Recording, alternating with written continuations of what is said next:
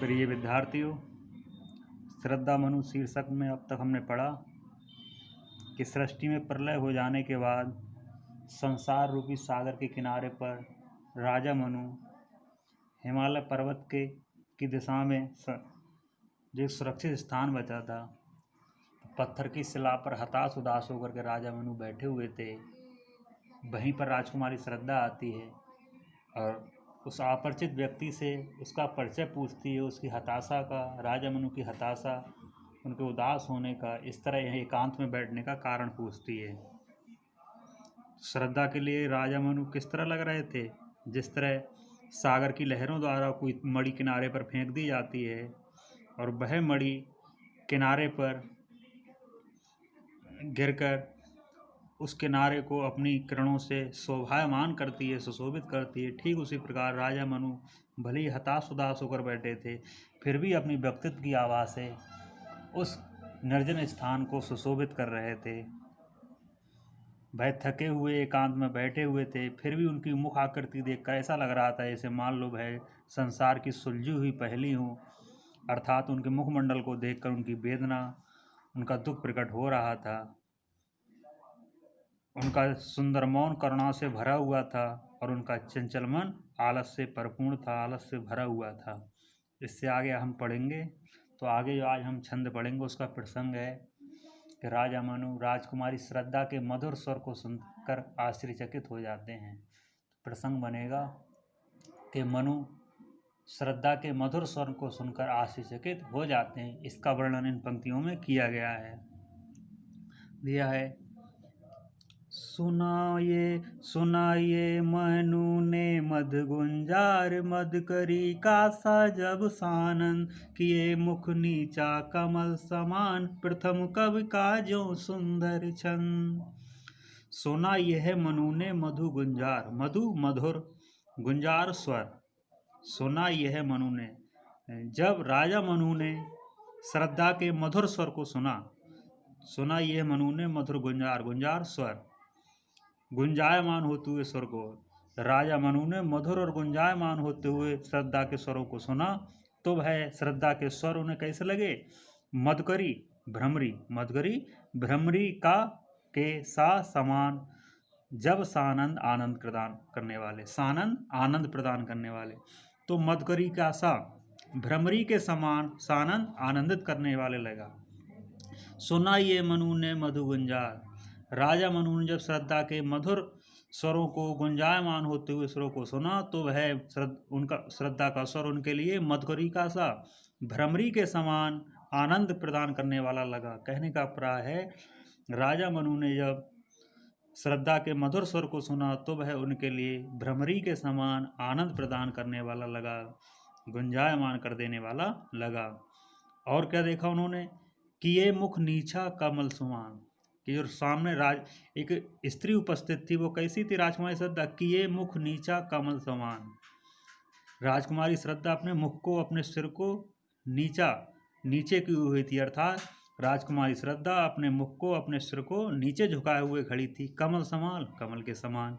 जैसे कोई खिला हुआ कमल होता है, खिला हुआ कमल नीचे को झुक जाता है, उसी खिले हुए कमल की तरह, खिले हुए और झुके हुए कमल की तरह राजकुमारी श्रद्धा किए मुख नीचा कमल समान, अपने मुख को, अपने मुखमंडल को, अपने सिर को नीचा किए हुए खड़ी थी।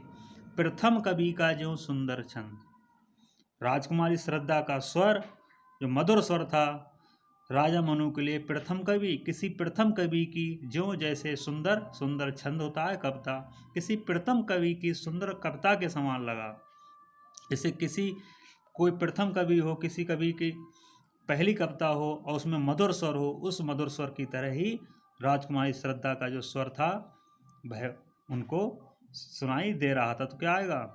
प्रथम कवि का जो सुंदर छंद, राजकुमारी श्रद्धा का जो स्वर था, मधुर स्वर था, वह राजा मनु के लिए प्रथम कवि, किसी कवि की प्रथम कविता की तरह मधुर लगा, प्रथम कविता की तरह आनंद प्रदान करने वाला लगा। फिर से देखते हैं, सुना ये मनु ने जब मधु गुंजार, कि राजा मनु ने श्रद्धा के मधुर स्वर को, मधुर गुंजार को जब सुना तो मधुकरी का सानंद, तो श्रद्धा का मधुर स्वर उनके लिए भ्रमरी की तरह, भ्रमरी के समान आनंद प्रदान करने वाला लगा। फिर किए मुख नीचा कमल समान, राजकुमारी श्रद्धा अपने मुख को झुकाए हुए खड़ी हुई थी, अपने मुख को नीचे झुकाए हुए खड़ी थी कमल के समान। जैसे कोई खिला हुआ कमल नीचे को झुक जाता है, उस खिले हुए कमल के समान राजकुमारी श्रद्धा अपने मुख को नीचा किए हुए खड़ी थी। तो प्रथम कवि का जो सुंदर छंद, राजकुमारी श्रद्धा का जो स्वर था, वह राजा मनु के लिए किसी कवि की प्रथम कविता के तरह आनंद प्रदान करने वाला लगा। और ऐसा भी दूसरा अर्थ ये भी हो जाएगा कि ये मुख नीचा कमल समान, कि खिले हुए कमल की तरह राजकुमारी श्रद्धा अपने मुख को नीचा किए हुए खड़ी थी। प्रथम कवि, जैसे कोई कवि पहला कवि है, अर्थात कोई कवि पहली बार अपनी कविता सुना रहा है और सुंदर कविता है, लेकिन वह जब पहली बार कविता सुनाता है तो उसको जो उसके अंदर जो लज्जा आती है तो अपना सिर जो नीचे कर देता है। ये भी हो जाएगा कि प्रथम कवि का जो सुंदर छंद, जैसे किसी कवि की कोई पहली कविता हो, उस कविता को जब वह सुनाता है तो अपना मुख नीचे कर लेता है। उसी तरह राजकुमारी श्रद्धा खिले हुए कमल, जैसे खिले हुए कमल और झुके हुए कमल की तरह अपने मुखमंडल को नीचा किए हुए खड़ी थी। आगे है, एक झटका सा लगा सहर्ष रखने लगे लुटे से कौन। एक झटका सा लगा सहर्ष, सहर्ष आनंद प्रदान करने वाला, आनंद प्रदान करने वाला एक झटका सा अचानक लगता है। तो राजकुमारी श्रद्धा के मुखमंडल को देखकर, मुखमंडल कैसा देखा उन्होंने, सिर नीचा किए हुए खड़ी थी राजकुमारी श्रद्धा खिले हुए कमल की तरह। तो श्रद्धा के सौंदर्य को देखकर एक झटका सा लगा सहर्ष, सहर्ष आनंद का, खुशी से। तो राजा मनु को एक आनंद का झटका सा लगा, राजकुमारी श्रद्धा के सौंदर्य को देखकर राजा मनु को आनंद का या खुशी का एक झटका सा लगा। नरखने लगे लुटे से कौन, लुटे से उपमा अलंकार से, लुटे से लुटे हुए व्यक्ति की तरह, जैसे कोई लुटा हुआ व्यक्ति अपनी सुध-बुध खो बैठता है, उसी लुटे हुए व्यक्ति की तरह नरखने लगे, देखने लगे। राजा मनु उस राजकुमारी श्रद्धा के सौंदर्य को, उसको मुखमंडल को देखने लगते हैं। किसकी तरह, लुटे से कौन, लुटे हुए व्यक्ति की तरह। जैसे कोई लुटा हुआ व्यक्ति अपनी सुध-बुध खो बैठता है, उसी लुटे हुए व्यक्ति की तरह नरखने लगे।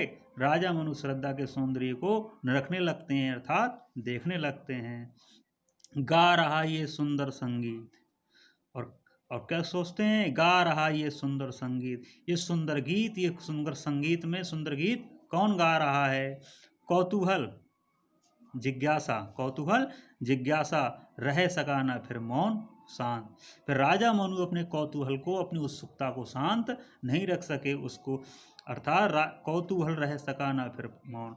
राजा मनु के हृदय में जो कौतूहल हुआ, उस सुंदर स्त्री के, उस सुंदर युवती के बारे में जानने का, उसका परिचय जानने की जो उत्सुकता हुई, जो कौतूहल हुआ, उसको वह फिर मौन नहीं रख सके, उसको शांत नहीं रख सके। फिर से देखते हैं, एक झटका सा लगा सहर्ष, राजकुमारी श्रद्धा के मुखमंडल को देखकर, उसके सौंदर्य को देखकर राजा मनु के लिए सहर्ष आनंद के साथ एक झटका सा लगा, आनंद का एक झटका लगा, आनंद सा एक झटका सा लगा।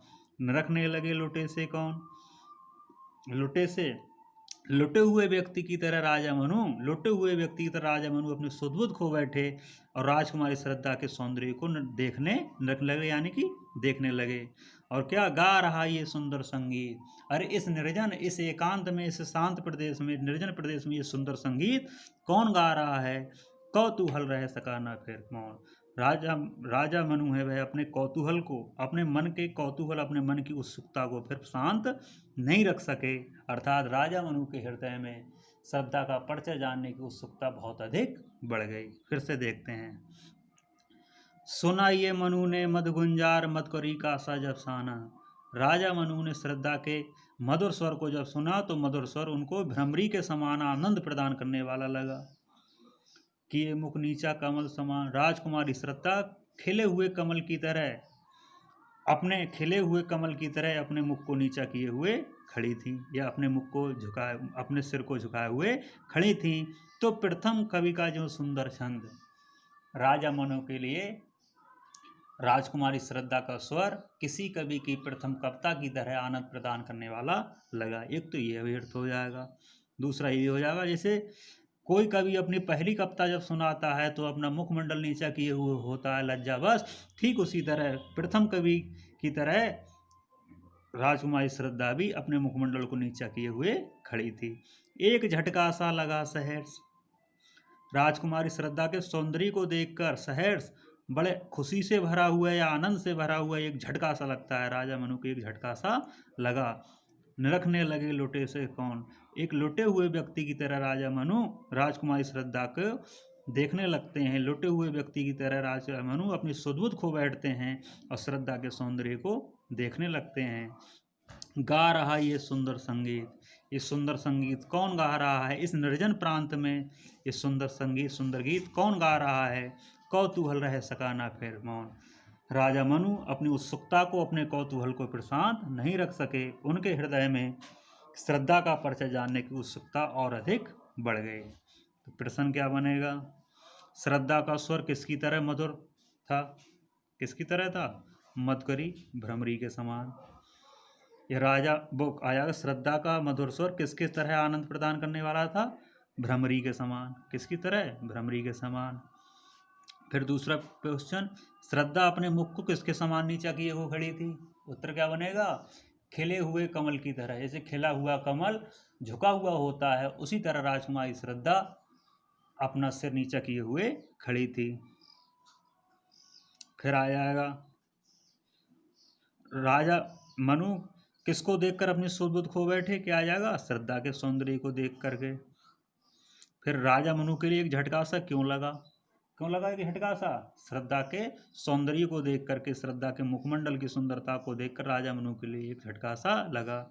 फिर राजा मनु श्रद्धा को क्यों न रखने लगे। क्योंकि श्रद्धा का मुखमंडल बहुत अधिक सुंदर था। फिर किसकी तरह न रखने लगे। यह राजा मनु श्रद्धा को किसकी तरह न रखने लगे। लुटे से। एक लुटे हुए व्यक्ति की तरह, जो व्यक्ति अपना सुध-बुध खो बैठता है उस व्यक्ति की तरह। फिर क्वेश्चन यहाँ से बनेगा कौतूहल रह सका ना फिर। राजा मनु अपने कौतूहल को शांत क्यों नहीं रख सके। इसका उत्तर क्या होगा। श्रद्धा के मधुर स्वर को सुनकर और श्रद्धा के मुखमंडल को देखकर, उसके सौंदर्य को देखकर राजा मनु अपनी जिज्ञासा को, अपने कौतूहल को या अपनी उत्सुकता को शांत नहीं रख सके। अलंकार कौन सा आएगा। मधुकरी का सा यहाँ उपमा अलंकार। प्रथम कवि का जो सुंदर चर, यहाँ भी उपमा अलंकार। लुटे से में यहाँ भी उपमा अलंकार है। और यहाँ किए मुख नीचा कमल समान, यहाँ उपमा अलंकार भी हो जाएगा, रूपक अलंकार भी। अनुप्रास अलंकार तो है ही। छंद पूछा जा सकता है, इस पूरे छंद में कौन सा छंद है। पंक्तियों में कौन सा छंद आएगा। श्रृंगार छंद। 16 मात्राओं का एक छंद होता है श्रृंगार छंद। और रस भी कौन सा आएगा। रस भी होता है श्रृंगार रस ही आएगा। यहाँ पर कौन सा रस आएगा। श्रृंगार रस। शैली प्रबंध आ जाएगी। तो इस प्रकार से जो भी क्वेश्चन बन जाएंगे उन प्रश्नों को उत्तर आप दे देंगे। धन्यवाद। इसमें और भी क्वेश्चन बन जाएंगे विद्यार्थियों। क्वेश्चन ये भी बन जाएगा कि राजकुमारी श्रद्धा अपने मुख को नीचा किए हुए खड़ी थी। इससे श्रद्धा के कौन से भाव प्रकट हो रहे हैं, कौन सी भावना। तो आ जाएगा उत्तर क्या बनेगा। राजकुमारी श्रद्धा के संस्कार प्रकट हो रहे हैं, क्योंकि वह संस्कारवान है। एक अपरिचित व्यक्ति के सामने खड़ी है, तो अपरिचित व्यक्ति के सामने खड़े होने से पहले उसने अपने सिर को झुका लिया है। तो ये श्रद्धा के संस्कार भाव प्रकट हो रहे हैं। श्रद्धा के संस्कार प्रकट हो रहे हैं, वह संस्कारी राजकुमारी है। और ये आ जाएगा कि राजा मनु श्रद्धा को देख क्यों न रखने लगते हैं, क्यों देखने लगते हैं। तो श्रद्धा के सौंदर्य को देखकर वह मुग्ध हो जाते हैं, क्योंकि श्रद्धा का स्वर था वह भी बहुत मधुर था। इसके अतिरिक्त राजकुमारी श्रद्धा अपने सिर को नीचे किए हुआ खड़ी थी। राजकुमारी श्रद्धा का मुख उन्हें खिले हुए कमल की तरह सुंदर दिखाई दे रहा था। जैसे खिला हुआ कमल होता है और नीचे को झुक जाता है। और श्रद्धा का स्वर उनके लिए भ्रमरी की समान आनंद प्रदान कर देने वाला था। तो राजकुमारी श्रद्धा अनुपम सौंदर्यवती है, इसलिए राजा मनु उसको देखकर लुटे हुए व्यक्ति के लूटना क्या है। जैसे हम किसी बहुत सुंदर वस्तु को एक साथ अचानक देखें तो हम अपनी सुध-बुध खो बैठते हैं, तो वह लूटना होता है, वह लुट जाना होता है। और दूसरी भाषा में इसका अर्थ करते हैं कि लूटने का मतलब है हम अपनी सुध-बुध खो बैठे, किसी पर मोहित हो जाएं। तो यहाँ पर लूटने से प्राय यही है कि राजा मनु श्रद्धा पर मोहित हो गए, उसके सौंदर्य को देखकर मुग्ध हो जाते हैं, इसलिए वह उसको निरखने लगते हैं, गौर से देखने लगते हैं। कह सकते हैं राजा मनु को एक प्रकार से भ्रम सा टूट गया। क्या भ्रम टूट गया इसे मानो कि लूटने की हसरत थी, लुटने का ख्वाब नहीं था, और लुटे जिस लुटेरों के हाथों उसका भी जवाब नहीं था। कहने का प्राय राजा मनु स्वयं बहुत सुंदर थे, परंतु राजकुमारी श्रद्धा का सौंदर्य बहुत ज़्यादा था। तो राजकुमारी श्रद्धा के मुखमंडल को देखकर, उसके मधुर स्वर को देखकर राजा मनु लुटे हुए व्यक्ति की तरह अपनी सुध-बुध खो बैठते हैं और राजकुमारी श्रद्धा के सौंदर्य को देखने लगते हैं। इस प्रकार जो भी क्वेश्चन बन जाए आप भली प्रकार से इनको कर सकते हैं।